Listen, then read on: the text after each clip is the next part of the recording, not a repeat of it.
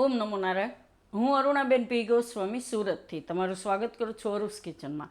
તો આજે આપણે બનાવશું કાચા કેળાને મેથીની ટિક્કી. તો એના માટે આપણે આ 4 કાચા કેળાને બાફી લીધા છે કટકા કરીને પાણીમાં એમ.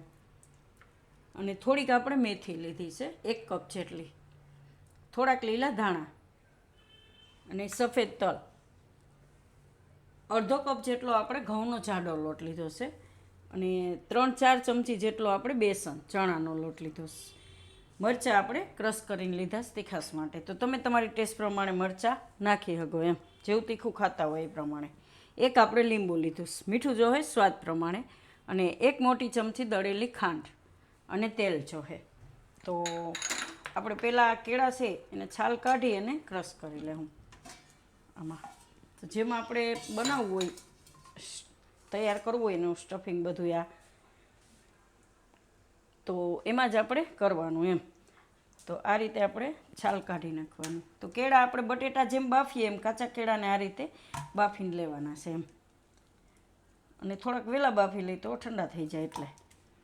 અને આપણા અરુસ કિચનના વ્યુઅર્સ 80% એ સબસ્ક્રાઈબ નથી કર્યું ચેનલને, વિડીયો જોવે છે પણ સબસ્ક્રાઈબ નથી કર્યું, તો પ્લીઝ સબસ્ક્રાઈબ કરજો એમ. તો આ બધા કેળા આપણે આ રીતે છાલ કાઢી નાખવાની.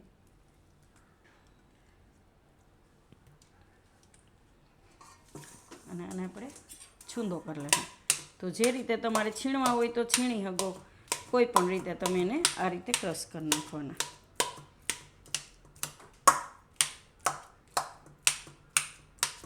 તો આપણે કેળાનો છૂંદો કરી લીધો છે, એમાં આપણે મરચાં નાખી દઉં લીલા,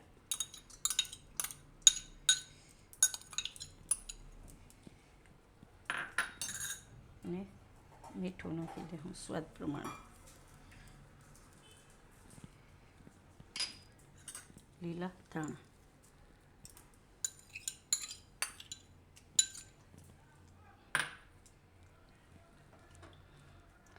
અને મેથી,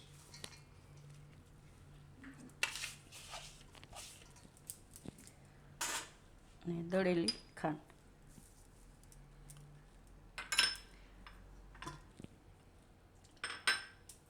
થોડાક આપણે તલ નાખીશું, થોડાક ઉપરથી લગાવશું. અને ઘઉંનો જાડો લોટ, પછી જરૂર પડે તો નાખશું. અને બેસન,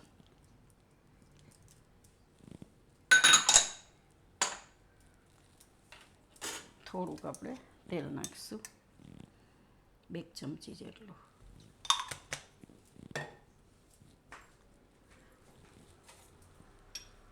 અને લીંબુ.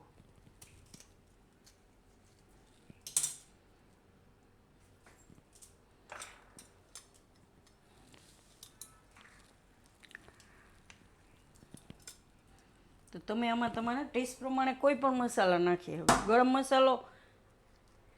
ગરમ મસાલો નાખવો હોય તો તમે ગરમ મસાલો નાખી શકો, જો ગરમ મસાલાનો ટેસ્ટ જોતો હોય તો. આ બધું આપણે હવે મિક્સ કરી લઉં હાથેથી એકદમ સરસ.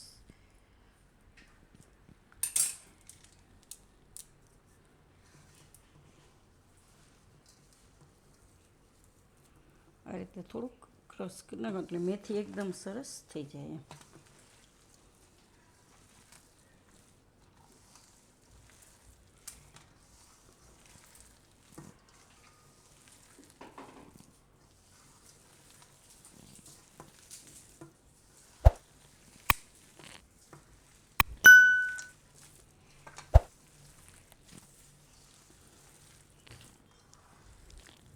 તો આ રીતે બધું જે રીતે આપણે ટીક્કી વાળીએ એવું બની જવું જોઈએ એમ. તો આમાં આપણે પાણી નાખવાની જરૂર નહીં પડે, કેમ કે મેથી ધોયેલી છે અને કેળા છે, તો એમાં તમારે એમાં જ થઈ જશે સરસ. તો ઉપરથી બીજું પાણી નહીં નાખવું પડે એમ. તો આ રીતનું આપણે બનાવવાનું. તો આને હવે થોડીક વાર આપણે રહેવા દેવું, કે જાડો લોટ નાખ્યો છે ને ઘઉંનો આપણે, તો થોડીક વાર પલાળવા દેવું આને 5-1 મિનિટ માટે. તો આને આપણે 10 મિનિટ થઈ ગઈ. તો હવે આપણે એમાંથી બનાવશું ટીક્કી. તો પહેલાં આપણે આ રીતનું કોઈ પણ પોળું વાસણ લેવાનું. પછી તમે રોટલી કરવાની તવી હોય ને તો એમાંય શેકી શકો. તો ગેસ ચાલુ કરશું અને આને થોડુંક આપણે તેલ આ રીતે નાખીને આ રીતે ફેલાવી દે, ઓછા તેલમાં. જો તળેલું ન ખાતા હોય તો આ રીતે તમે બનાવીને ખાઈ શકો એમ.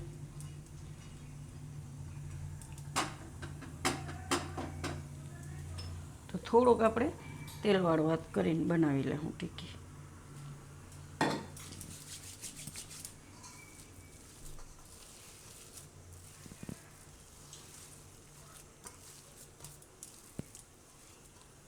તો જે સાઈઝની તમારે બનાવવી હોય એ સાઈઝની આ રીતે પહેલાં ગોળ કરી અને આ રીતે કરી લેવાનું ચપટું.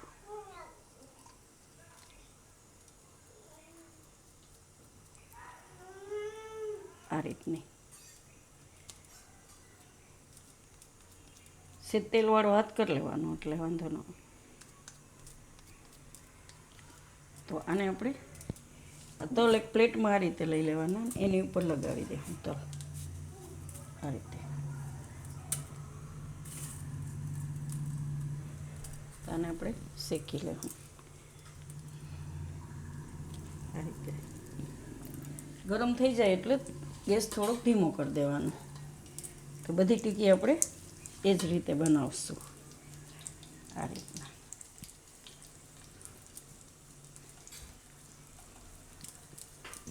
આમાં આપણે આટલી હમાણીશ 6. તો એને હવે આપણે પહેલાં જે મૂકી એને આપણે ફેરવી લેવું. જોઈ લેવાનું, ચેક કરી લેવાની. આ હમણાં રાખીશ એટલે એને નહીં ફેરવીએ. આ રીતે આપણે તો બે બાજુ આ રીતે પકાવી લેવું. ગેસ ધીમો રાખવાનો એટલે અંદરથી એકદમ સરસ પાકી જાય આ રીતના. બહુ ફૂલ નહીં રાખવાનો. તો આને બે બાજુ આપણે પકાવી લેવું ફેરવીને. તો આમાં આ રીતે જે બે બાજુ પાકી ગઈ હોય એને આપણે કાઢી લેવાની. જો બે બાજુ સરસ પાકી ગઈ છે.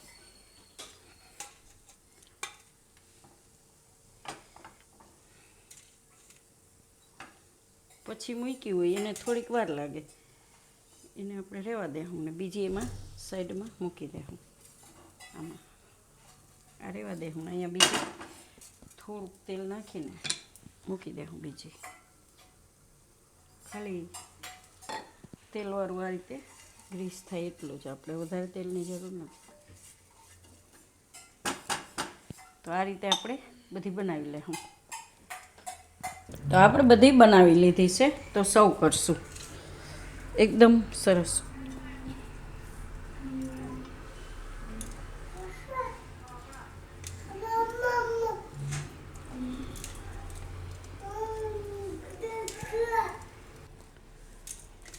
તો આને આપણે દહીં અને પુદીનાની મીઠી ચટણી એ સર્વ કરશું. મસ્ત લાગે છે એની એ ખાવામાં.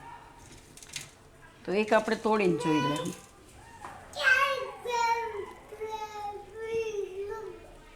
એકદમ ટેસ્ટી લાગે છે ખાવામાં દહીં પુદીનાની ચટણી આવે.